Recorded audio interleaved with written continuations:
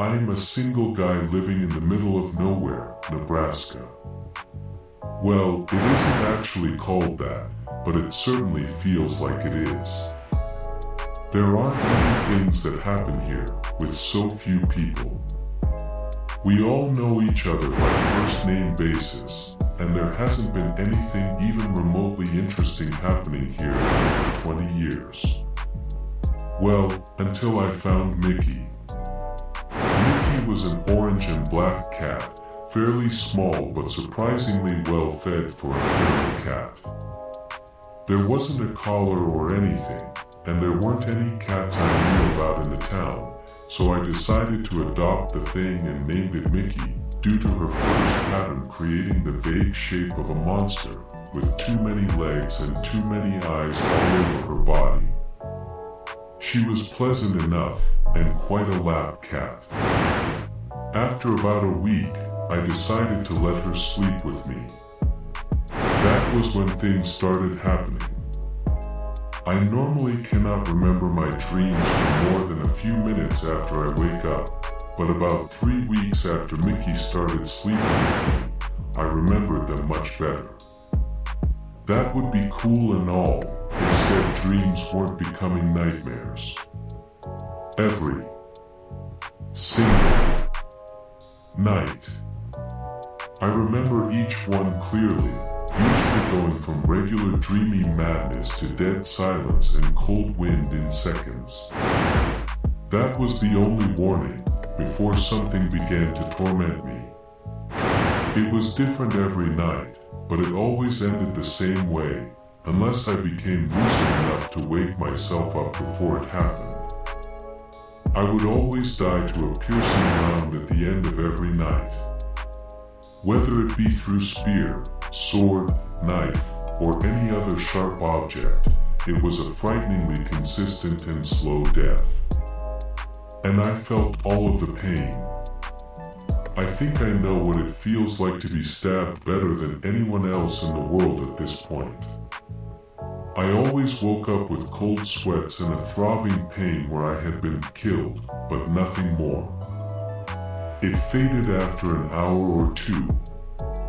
I could never extract any details, besides the fact that it had at least 4 eyes and 5 limbs. It was almost entirely black, with only the pupils of its eyes showing. I began to suspect Mickey being the culprit of these nightmares, but it was hard to believe a simple cat could cause such nightmares. After about 2 years of dealing with this torment every night, I decided to force Mickey out of my room. She did not like that at all, and tried to get in my room by all means it could, screaming and slashing at the door. Her attempts were futile, however, and I finally went to sleep. No nightmares, at least that's what I thought. Until I woke up. I looked out the windows, and pure darkness gazed right back. Mickey was still screeching and clawing, but even more desperately. I could hear her voice weakening due to her constant screams at this point. I looked at the clock, and it said 1:30 p.m. I knew the one person who might be behind the darkness, so I called out his name. "Come on, Seth, I know you did this. Can you please remove this darn filter?" He didn't respond. But someone else did. "You thought that damned cat was the source of your nightmares, did you?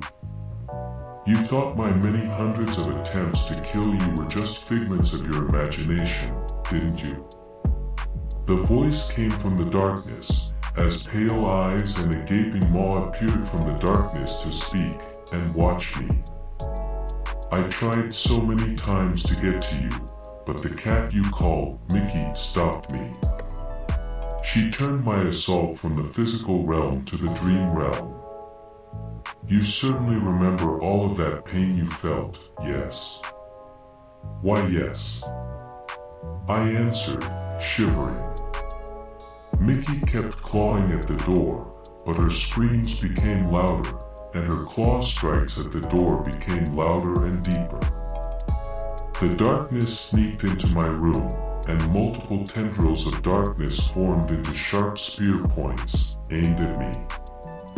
You will feel all of that pain at once.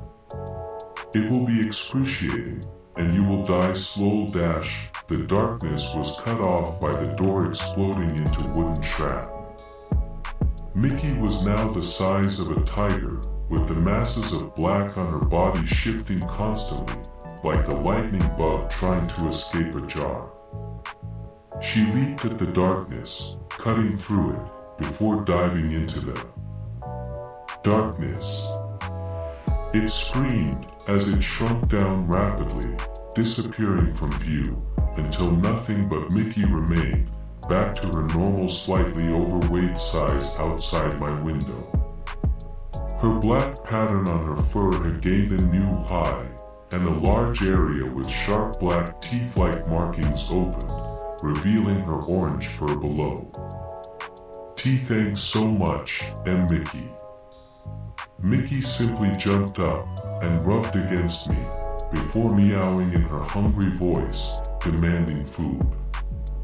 Makes sense, considering I had been sleeping for about 17 hours and had not refilled her food in that time.